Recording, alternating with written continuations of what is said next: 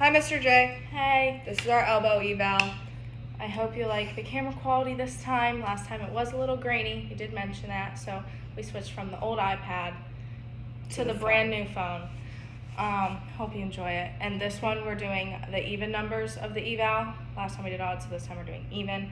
And we're going to start with the bony palpations, and I'm going to start them on Rylee. So can you go into anatomical position for me, please? And do I have permission to touch you? Yes. Okay, so first we're going to start off by finding the medial epicondyle in an anatomical position. It's going to be the bone that is bulging out of the medial side of the elbow. If she bends her elbow at a 90-degree angle, you can see and feel it better, the protrusion of the bone medially. And then next we're going to find the trochlear groove. So I'm going to have her bend her arm. She's still in anatomical position with the 90-degree bend. And you are going to feel for the medial epicondyle, and it's going to be the groove in between the medial epicondyle and the olecranon. And then I'm going to palpate the medial supracondylar line. So what I'm going to do is find the medial epicondyle, and then you're going to palpate superiorly as it goes up. And this is where most of the wrist extensors insert. Now I'm going to do bony palpations to Megan. Do I have permission to touch you? Yes. Okay. First, I'm going to palpate her radial head, so I'm going to ask her to go into anatomical position. The radius is on the lateral side. I'm also going to ask you to lift your arm this way, and I'm going to move distally from the lateral epicondyle. And then once I think I find it, I'm going to ask Megan to pronate and supinate her hand, and I can feel her radial head flipping, so I know I found the right spot. Next, I'm going to palpate her ulna, so I'm going to ask her to go back into anatomical position, and this is on the medial side.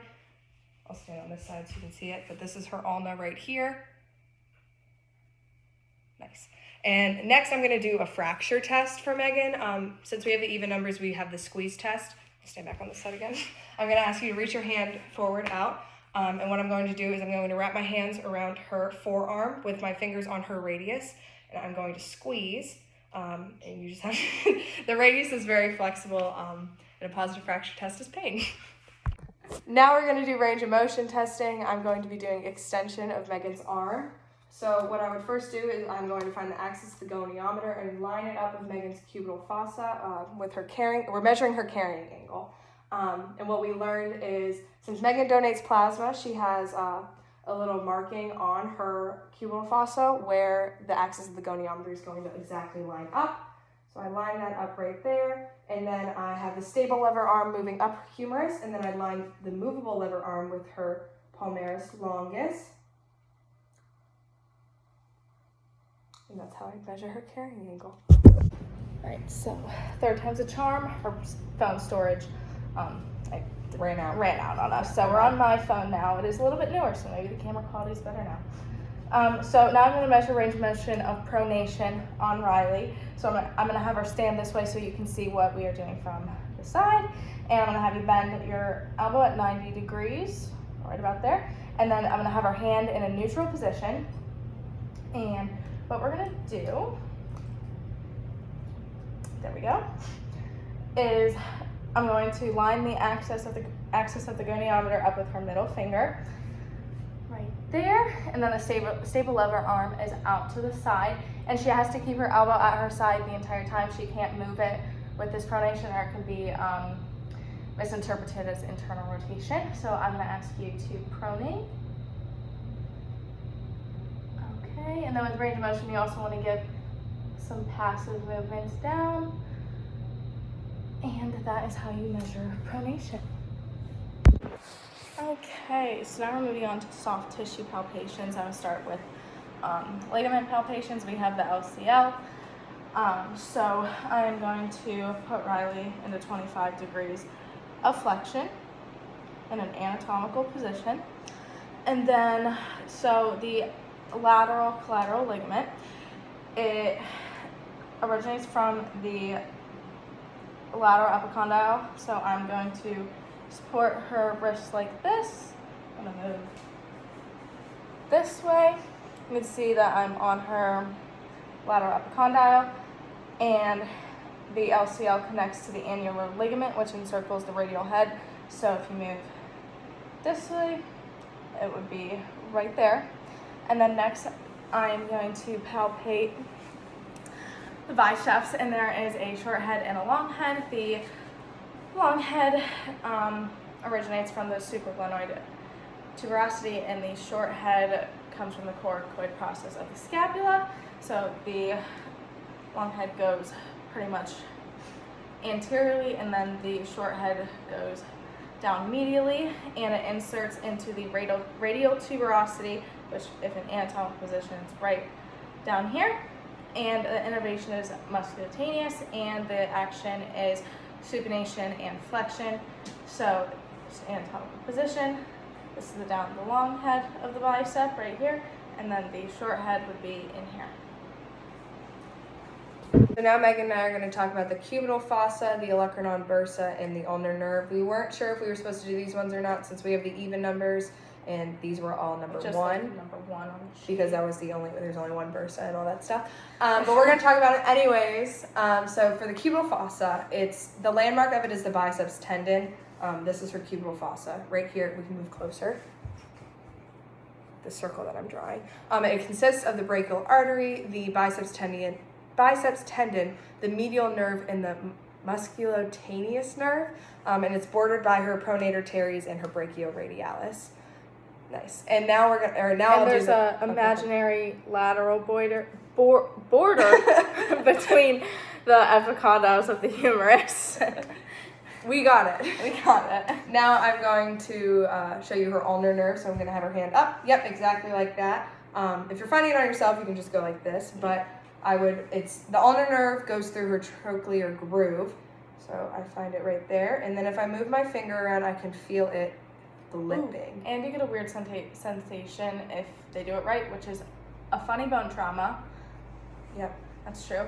And then olecranon bursitis. So you have a bursa, like pretty much in your olecranon, it helps from bone, like rubbing on bone. It's a sac full of synovial fluid, and if this bursa gets irritated or you have a direct injury to it, there's a lot of friction, it can cause bursitis, where synovial fluid increases to protect it pretty much more, and it's literally, you can't palpate it or feel it, but it's there between your olecranon. Now I'm going to be doing ligamentous testing on Megan. I'm going to stress the LCL, which is varus. So I'm going to have her in we're testing it at 25 degrees. I want to make sure that Megan's relaxed, she's not muscle guarding or anything. I'm going to have her hand straight outwards. I'm relaxed, you have to hold it. Sorry, you're relaxed. I'm going to try and show you, we'll stand this way. Yeah, and so we want to make sure she's not muscle guarding. I'm going to stabilize at the wrist and hold at her radial head. For LCL, we are doing varus stress, so I'm going to be pushing outwards, and it's like a shearing. And I'm trying to feel her endpoint of her LCL. So now I'm going to be doing muscle testing on Megan's wrist flexors. For the patient's going to be having their arm fully extended with their wrist hanging off the table with their palm facing upward. To stabilize it, I put one hand right before her elbow on her forearm, and then the other one I'm providing resistance like I'm holding her hand. First, I'm going to put her in a pre-stretch position, and I'm going to have you do the motion just this. Perfect. And then I'm going to provide resistance doing that. Ready? Go ahead. Okay. And then we're going to do a break test. So I'm going to find right in the middle, and then ready, I'm going to push down and count to 5. Don't let me push you down. Ready? Go. Perfect. Now I'm doing muscle testing of the biceps brachii. And fun fact, we did this in the shoulder eval, so we already know it. So what I'm going to have Megan do is I'm going to ask her to reach her hand backward with her palm facing backwards. And what she's going to do, you're going to copy me, but you're going to rotate at your elbow and lift your arm up. Exactly. And then she was in a pre-stretch position for active length tension on this one. So then for resistance training, I'm going to stabilize at her scapula, and then I'm going to like hold her hand. I don't know if you can see me, but it's going to be like this. Yeah, that works.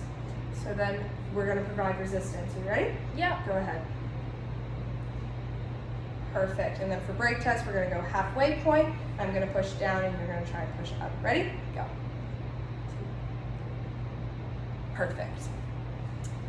And now we're going to talk about the biceps radialis, which we need to move the camera, Taking you on a tour of the lab that you teach in every day. We're at the table right now because the test for it, you're gonna be in a seated position and this little ledge underneath the table, and that's what we're gonna use for it. This one you're gonna have I'll use this arm, elbow at 90 degrees, make a fist, and then you're going to be pushing up on the table against it, and then right here, there's a muscle that is popping out, and that is your brachioradialis. So right. You want to hold the camera? Yeah. I'll sit. Okay. See how she's doing that? And it's right there. Nice. Alrighty, next we're moving on to muscle testing of the pronator teres. So, how we're gonna do this is I'm gonna have Rylee bend your elbow at 90 degrees. She's in a neutral position right now, but I'm going to have you go into a few degrees of supination for an active leg tension, and then actively I'm going to have her go into pronation. Perfect, great. And now we're gonna do active resistance and brake testing. So with this, I'm going to hold her hand like so. My hand's gonna be on top of her palm, and then I'm going to stabilize proximal to the elbow, and I'm going to apply a resistance as she is supinating her arm. Okay, or pronating her arm, not supinating. She was pronating her arm, sorry. And then I'm going to bring her halfway into pronation, and don't let me push. Fantastic. And finally, we'll be muscle testing honor deviation. So this is Rylee in the chair. You can't see her right now, but this is her arm. And she has her arm laid out on the table. Her hand is thumb facing down. It's the empty can position. And actively, I'm going to ask her to honor deviate, moving up, and applying active resistance. You're going to take your 2 fingers and resist at her pinky and stabilize right here. And go.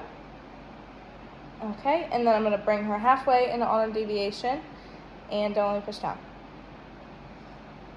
5. I'm going to be talking about the gunstock deformity on special testing. To test for gunstock deformity, all you do is the goniometer range of motion testing. We already did this on Megan's carrying angle earlier in this video when I tested it. She was about 20 degrees, so she has a higher carrying angle. Gunstock deformity with varostress is a lower carrying angle, so there would be, I guess you could say, no bend at the carrying angle, and that's gunstock deformity. And a positive test is just the limited range of motion or not range of motion, but limited degrees from the goniometer testing. All right, the next special test we are doing is the lateral epicondylitis test. So I'm gonna have Rylee extend her arm straight out, and I'm going to make sure that I find her lateral epicondyle, so I'm going to bend a little bit so I can find it easier. So my thumb is on the lateral epicondyle, and it's going to stay there through the test, and I'm going to passively flex her hand. This could be for recreating the pain possibly, and then the test, I'm going to apply resistance to the top of her hand as she extends. Okay, and a positive test would be pain in the lateral epicondyle. This test could also test for tennis elbow. Tennis elbow is a soft tissue injury as well, or is a soft tissue injury. Lateral epicondylitis is bone. So to test for tennis elbow, you would do muscle testing of the extensor digitorum, the extensor carpi, radialis longus and brevis, and the palmaris longus. All right, so our last special test of the day is pronator teres syndrome test, and this is testing for pronator teres syndrome, or it could indicate a pitcher's elbow, soft tissue palpation or injury.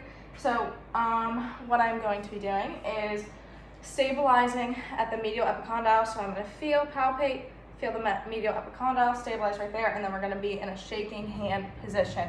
And what Rylee is going to do is extend her arm and pronate at the same time. I will be applying resistance with my hand. So it's an active resistance, and you can begin, extend and pronate. Okay, and then a positive for this test would be pain in the medial epicondyle, and there could be possible numbness or tingling in your thumb, index, or middle finger. And yeah, That is all she wrote. That is all she wrote. Have a happy Thanksgiving, That's Mr. very J.